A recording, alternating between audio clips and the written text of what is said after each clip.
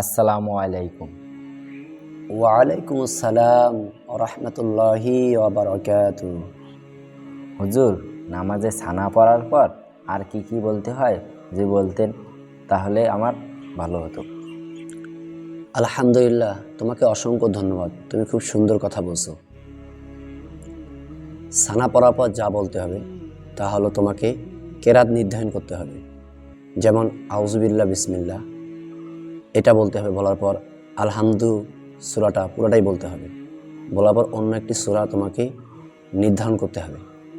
যখন অন্য একটা সূরা তোমার নির্ধারিত হবে, এরপর তুমি কি করবা? রুকুতে যাবা। রুকুতে যাওয়ার পর তোমাকে তাসবিহ বলতে হবে, রুকুর তাসবিহ। যেমন সুবহান রব্বিয়াল আযীম, সুবহান রব্বিয়াল আযীম, সুবহান রব্বিয়াল আযীম 3 বার বলতে হবে। বলার পর এখন তোমাকে কি করতে হবে? রুকু থেকে সোজা হয়ে দাঁড়াতে হবে।